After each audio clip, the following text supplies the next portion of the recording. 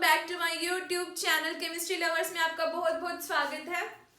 तो आज हमने जो टॉपिक स्टार्ट करना है वो है ESR EPR या फिर EPR, इलेक्ट्रॉन स्पिन रेजोनेंस या फिर इलेक्ट्रॉन पैरामैग्नेटिक रेजोनेंस। ठीक है, ESR या EPR। तो हमने ना ये सब डिटेक्ट करना है कि ये EPR या ESR एक्टिव है या नहीं है। ये हमें बताना है EPR एक्टिव है या नहीं है, और इनका हमें बताना है कि इंटेंसिटी रेशियो क्या आने वाला है, इनकी लाइंस निकालनी है कि कितने लाइंस आएंगी। ठीक है, ये सब हमने आज के लेक्चर में डिस्कस करना है। तो शुरू करते हैं। ESR की ना दो कंडीशंस हैं, उसी बेसिस पे ये टॉपिक होगा। ESR में क्या होता है कि अनपेयर्ड इलेक्ट्रॉन होना जरूरी है। First condition is unpaired electron होना कंपल्सरी है। इसके लिए अनपेयर्ड इलेक्ट्रॉन होगा, ये पहली बात। दूसरी बात क्या है, स्पिन होनी चाहिए। रिक्वायर्ड स्पिन होगी तभी ESR एक्टिव होगा। ये दोनों चीज होंगी तभी क्या होगा, ESR एक्टिव होगा या फिर EPR एक्टिव होगा, अदरवाइज नहीं होगा। ठीक है, तो स्पिन हम कैसे कैलकुलेट करेंगे, जैसे I is equal to half है 1 3/2, मतलब कुछ ना कुछ होनी जरूरी है।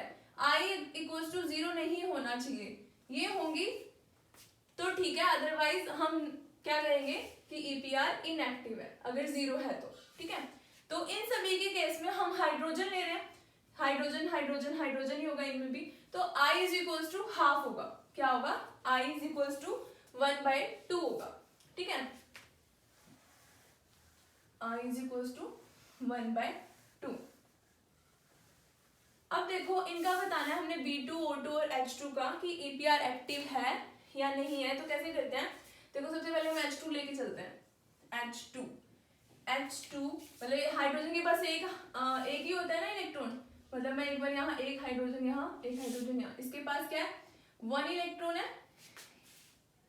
इसके पास भी 1 इलेक्ट्रॉन है।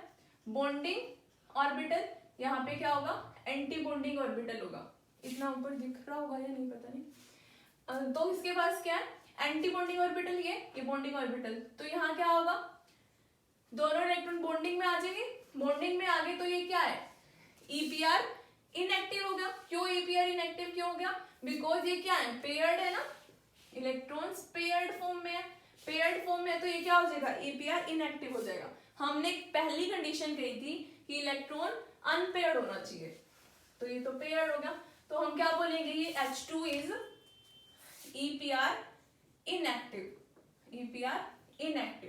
ऐसे ही हम B2 का निकाल सकते हैं। B2 बोरोन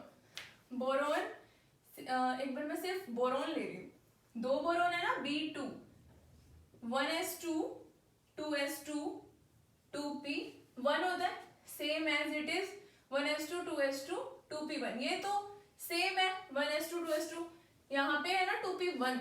ठीक है, तो क्या होगा, p में 1 इलेक्ट्रॉन है, ये 1 इलेक्ट्रॉन।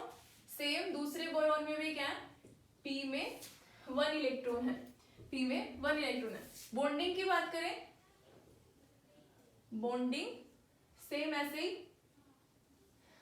Anti bonding. ठीक है, अब ये 2 इलेक्ट्रॉन्स यहां आ गए, 2 इलेक्ट्रॉन्स यहां आ गए, तो ये क्या है, अनपेयर्ड है, दोनों अनपेयर्ड है, तो EPR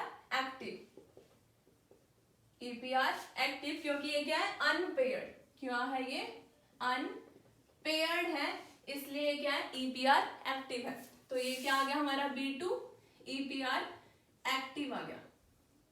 ठीक है, सेम ऐसे ही हम O2 का निकाल लेंगे।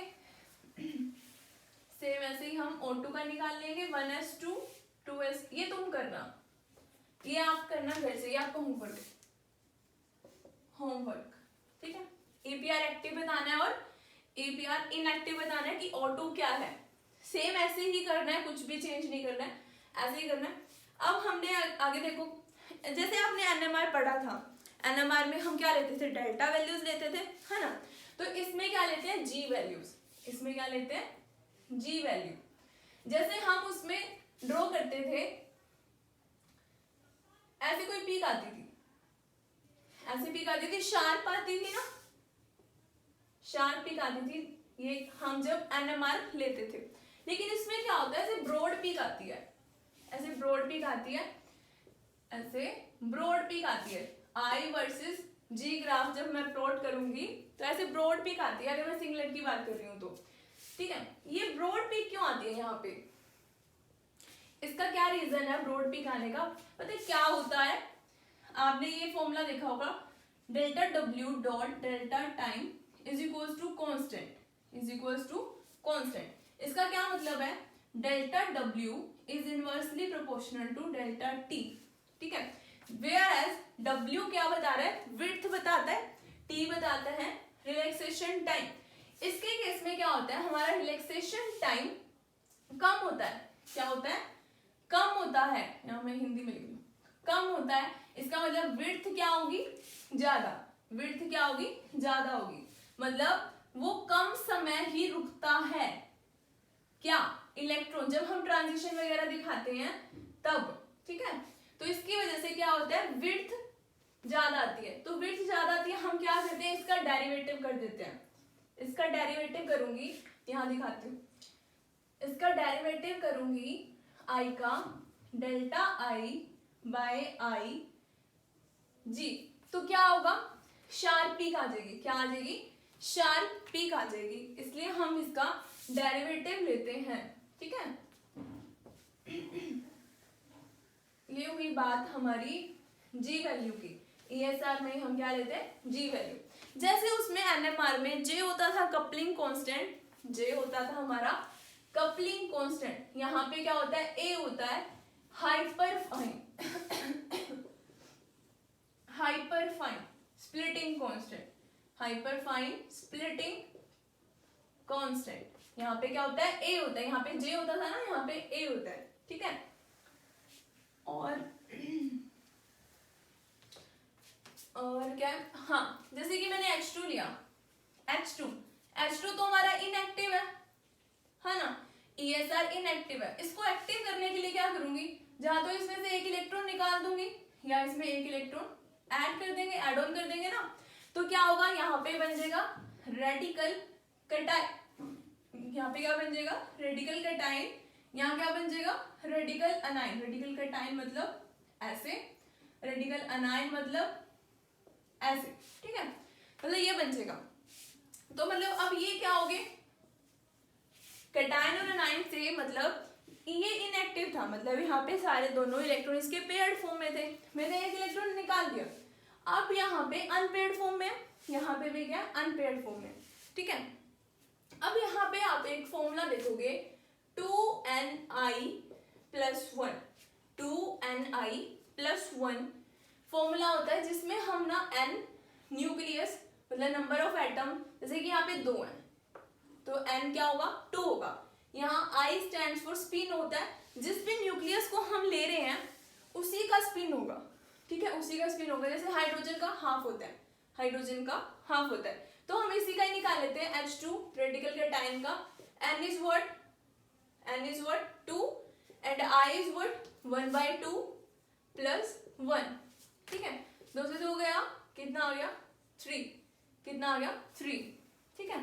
तो मतलब ट्रिपलेट, क्या हुआ, ट्रिपलेट। जैसे हम एनएमआर में लेते थे, एनएमआर में भी ऐसे लेते थे ना, कहानी को ऐसे मिट हो जाते, ये हमारा हो गया ना क्लियर, कौन सा एक्टिव कौन सा इनएक्टिव, बस ऑटो का आपने बताना है मुझे। जैसे हम एनएमआर में लेते थे CH3 CH2, जैसे इसकी वजह से यहाँ पे ट्रिपलेट आता था और इसकी वजह से क्वाड्रेट आता था, ठीक है, n+1 रूल। वैसे ही यहाँ पे है, अगर I की वैल्यू हाफ कर दूं, I की वैल्यू हाफ कर दूं तो ये सेम वही रूल हो जाएगा n+1, ठीक है, लेकिन I हाफ होगा तभी, I हाफ होगा तभी n+1, ठीक है। तो मतलब n+1 मतलब 2 + 1 इज व्हाट 3। आगे देखो,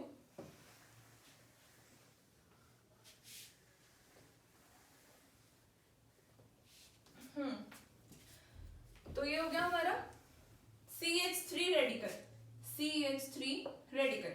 यहाँ पे अब वही 2ni + 1 2ni+1। अब यहाँ पे आप ना ये सोच रहे होगे कि मैम यही 3 कंसीडर करेंगी, ये नहीं कर रही। मैं आप करके दिखा देती हूँ। मैं यही लूंगी, 3 लूंगी, i हाफ लूंगी और ये 1, 2 से 2 कट, क्या आ गया 4, मतलब क्वाड्रेट। ठीक है, लेकिन अब आपका क्वेश्चन बनता है कि सी कार्बन का क्यों नहीं लिया हमने, कार्बन क्यों नहीं इंक्लूड किया? क्योंकि आपको पता है कार्बन 12C होता है और 13C, ये तो हम लेंगे नहीं क्योंकि ये 4 से डिविजिबल होगा। 12/4 कंप्लीटली डिवाइड है, तो इसका मतलब इसकी आई क्या होगी, 0 होगी। 4 से जो कंप्लीटली डिवाइड, तो आई 0। अब ये बचा ये, तो इसका क्या होता है, नेचुरल अबंडेंस बहुत ही कम होता है, 1.1%, बहुत ही कम होता है। मतलब 13C क्या मतलब carbon is what, dilute nuclei. क्या बोलते हैं हम इसको, डाइल्यूट न्यूक्लियाई बोलते हैं इसको, डाइल्यूट न्यूक्लियाई बोलते हैं। तो हम इग्नोर कर देते हैं इसकी, ठीक है, इसकी वजह से स्प्लिटिंग हम इग्नोर कर देते हैं।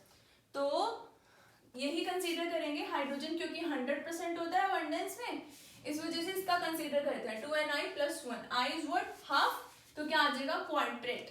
अब इंटेंसिटी रेशियो पूछा था मैंने, है ना, तो कैसे निकालेंगे, आपको जाना पड़ेगा NMR की वीडियोस पे, जो कि मैंने बनाई नहीं है, वो मैं बनाऊंगी इसके बाद। ठीक है, तो उससे पहले मैं आपको एक छोटी सी बता ही देती हूँ, पास्कल ट्रायंगल बता देती हूँ, जिससे आपको थोड़ी हेल्पफुल हो जाएगी, मतलब करने में कैसे पास्कल ट्रायंगल इंटेंसिटी रेशियो के लिए। ये तभी लागू करना है पास्कल ट्रायंगल, पास्कल ट्रायंगल तभी लागू करना है कब, जब आई की वैल्यू हाफ होगी, जब आई की वैल्यू हाफ होगी तभी अप्लाई करना है पास्कल ट्रायंगल। जब आई की वैल्यू हाफ होगी तभी अप्लाई करना, अदरवाइज मत करना, गलत हो जाएगा। तो देखो, सबसे पहले लिखना है आपने 1:1, ठीक है, 1:1। जब हमारा डबलेट आता है तब उसमें इंटेंसिटी रेशियो क्या आता है, 1:1, आई क्या होता है, हाफ होता है। ठीक है, उसके बाद देखो जहां मैंने 1:1 लिखा है उसके नीचे ना रेशियो लगा दो, ऐसे रेशियो लगा दिया। ठीक है, आगे पीछे हमेशा 1 मिलेगा, आगे पीछे हमेशा 1 मिलेगा। और उसके आगे का कैसे देखना है, पहले मैंने यहाँ आगे 1 लगा दिया, 1 और 1 2, पीछे भी 1, सेम ऐसे ही 1 के नीचे रेशियो लगाओ, 2 के नीचे रेशियो लगाओ, 1 के नीचे रेशियो लगाओ। ठीक है, आगे पीछे 1, बीच में देखो 1 + 2 = 3, 2 + 1 = 3। ठीक है, सेम ऐसे यहाँ पे रेशियो लगाया, लगा दिया, लगा दिया। अब आगे पीछे 1, 1 + 3 4, 3 + 3 6, 3 + 1 4। सेम ऐसे आप आगे कर लेना, इसके नीचे ratio ratio ratio ratio ratio, आगे पीछे 1, 1 + 4 5, 4 6 10, 6 4 10, 4 1 5। ठीक है, तो आप ऐसे इंटेंसिटी रेशियो निकाल सकते हो। और अगर डबलेट आ रहा है, ट्रिपलेट, सेम ऐसे आप निकाल लोगे ना, इजी होगा, मुश्किल है। ये पास्कल ट्रायंगल कब लगाना है, बस ये ध्यान रखना है, आई हाफ होना चाहिए, अदरवाइज मत लगाना ये। ठीक है, अब इसका हम निकाल लिया। अब CH3CH2 रेडिकल, CH3CH2 रेडिकल। ठीक है, अब यहाँ पे हमारे पास क्या है, इसको मिटाओ, हमारे पास क्या है, 2 प्रकार के न्यूक्लियाई है, ये 3 हाइड्रोजन, ये 2, दो यहाँ पे तीनों हाइड्रोजन सिमिलर है, यहाँ पे दोनों हाइड्रोजन सिमिलर है। ठीक है, तो मैं ये लगा दूं 2ni 2n1 i1 + 1, 2ni होता है ना, 2ni + 1, सेम ऐसे इसके लिए भी 2n2, i तो सेम है दोनों के लिए, हाफ ऑफ 2n2 i + 1। ठीक है, अब यहाँ पे देखो n कितने, 3, i कितना, आधा + 1, 2n2 कितने, 2 है ना, i आधा + 1, यहाँ पे 2 से 2 गया, यहाँ पे 2 से 2 गया, 3 और 1 4, 3, क्या आ गया 12, मतलब 12 लाइंस आएंगी, क्या आएंगी 12 लाइंस आएंगी। तो आगे अब इसका ना हम कैलकुलेट करते हैं इंटेंसिटी रेशियो, वो भी सिखाती हूँ कैसे करते हैं, कहाँ लिखूं, 12 लाइंस। अब इसकी वजह से देख लो, इसकी वजह से क्या आ रहा है, ट्रिपलेट, इसकी वजह से क्या आ रहा है, क्वाड्रेट। ठीक है, तो इसको 4 लिख रही हूं मैं एक बार। अब बनाते हैं हम, इसकी वजह से आ रहा है हमारा ट्रिपलेट। अब मैंने, क्योंकि CH2 पे रेडिकल है ना, ठीक है, तो इस ये ज्यादा मोर डोमिनेटेड होगा एज कंपेयर टू दिस, तो मैंने क्या कर दिया, पहले ड्रॉ किया ट्रिपलेट। ठीक है, अब ये वाला ट्रिपलेट आगे 4 और में टूट रहा है, स्प्लिट हो रहा है, तोड़ दिया,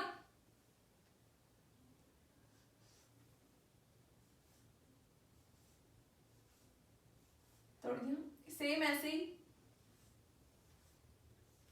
ठीक है, अब ये जो ट्रिपलेट था इसका इंटेंसिटी रेशियो क्या था, 1:2:1, 1:2:1। अब क्वाड्रेट का क्या आता था, क्वाड्रेट हमने बनाया था 1:, चेक करते हैं, 1:3:1:3:1। सेम ऐसे ही क्वाड्रेट 1:3:3:1, 1:3:3:1। ठीक है, अब क्या करना है, ओवरऑल इंटेंसिटी रेशियो निकालने के लिए ये जो 1 है इसको मल्टीप्लाई करना है यहाँ पे, 1 × 1, 1 × 3, सेम ही आएगा ये तो। अब इस 2 को यहाँ पे मल्टीप्लाई करना है, 2 6 6 2, सेम ऐसे ही यहाँ पे 1 3 3 1। तो क्या आएगा हमारा रेशियो, ये आएगा इंटेंसिटी रेशियो, 1:3:1 दिस। तो ये आता है हमारा intensity ratio in case of CH3CH2 radical. ठीक है, हम यहीं पे छोड़ जाते हैं और आंसर ये टिक कर आते हैं, जबकि आंसर आएगा ये। हम मल्टीप्लाई करना भूल जाते हैं, इसको 2 को भी मल्टीप्लाई करते हैं, 1 को भी मल्टीप्लाई करते हैं। ठीक है, तो ये ऐसे करना है। आई होप आपको समझ आ रहा होगा। ये समझाने के लिए मैंने पास्कल ट्रायंगल ड्रॉ किया था, क्योंकि मैंने NMR नहीं पढ़ाया है इसलिए बीच में यूज हो रहा है, इसलिए मैंने पास्कल ट्रायंगल बना दिया। सेम आगे देखो, यहाँ पे लाइंस ही कैलकुलेट करनी है।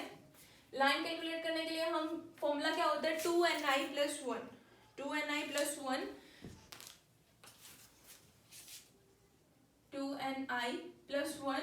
यहाँ पे क्या है, n क्या है, 1 2 3 4 5 6, सेम है ना, 6 के 6। ये बेंजीन का केस है, इस पे रेडिकल लगा हुआ है, अनपेयर्ड इलेक्ट्रॉन है, इसलिए हम इसका कैलकुलेट कर रहे हैं। अगर ये ना होता तो हम सीधे साफ साफ बोलते बेटा 0 है, क्या है, 0 है, APR इनएक्टिव है। ठीक है, तो 2 6 हाफ प्लस 1, 2 से 2 6 और 1 7। ठीक है, 7 लाइन्स। आगे देखो, अब इस केस में हमने कैलकुलेट करना है, कैसे करेंगे देखो। अब हमें सबसे पहले ये पता होना चाहिए कि ये चारों न्यूक्लियाई सेम है, केमिकली इक्विवेलेंट है या नहीं है। तो देखो, यहां से पास करूं मैं प्लेन, यहां से पास करूं प्लेन, तो ये वाला सेम, ये वाला सेम। ये यहां से भी तो पास कर सकती हूँ, सिमेट्रिकल है ना, यहां से भी पास करती हूँ, इसका मतलब ये भी सेम, ये भी सेम, ये चारों ही क्या है, सेम है। तो 2ni+1 लगाइए, कितने न्यूक्लियाई है, 4, हाफ कितना आ जाएगा, 5 लाइन्स, कितना आ जाएगा 5।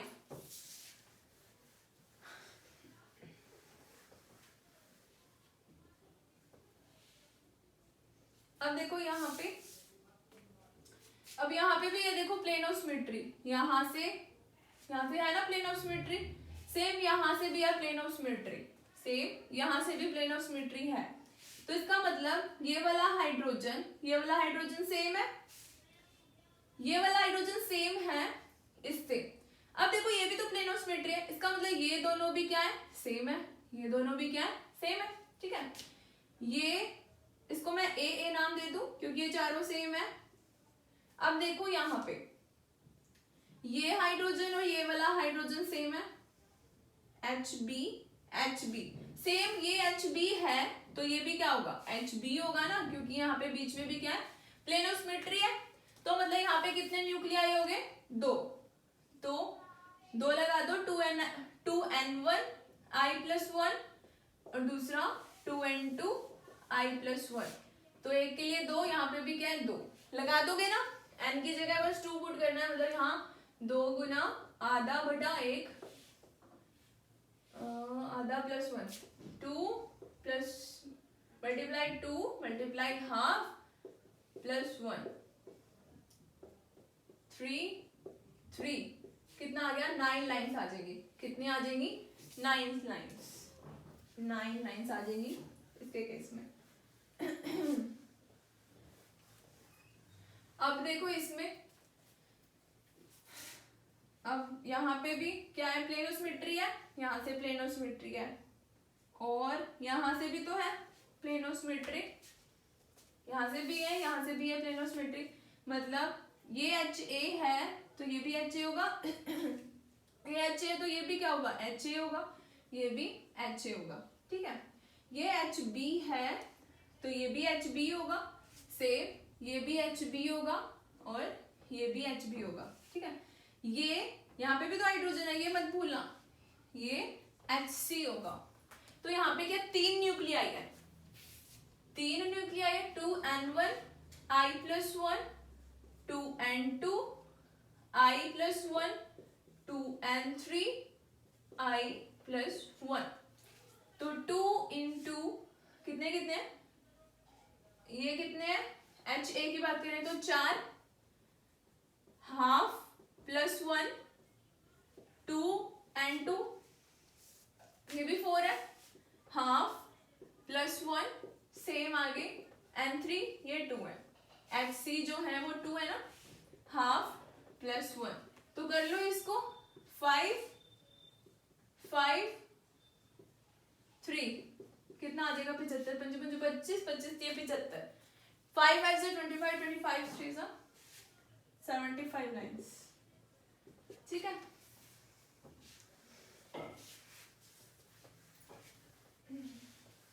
ऐसे कैलकुलेट करना है ये, इतने सारे टिपिकल क्वेश्चन कर लिए तो फिर मतलब ये तो आप ऐसे इजीली कर लोगे, ठीक है। क्या है देखो, प्लेन ऑफ सिमेट्री है, यहाँ से भी है, मतलब ये चारों क्या हो गए, सेम है, चारों सेम है, तो मतलब 2 इंटू 4 इंटू हाफ +1 कितनी लाइन्स, 5 लाइन्स, कितने लाइन्स, 5 लाइन्स, ठीक है। मुझे ऐसा लग रहा है कि आपको समझ आ गया होगा, अगर नहीं समझ आया प्लीज मुझे बताइएगा जरूर, ठीक है। Thank you so much for watching, thank you.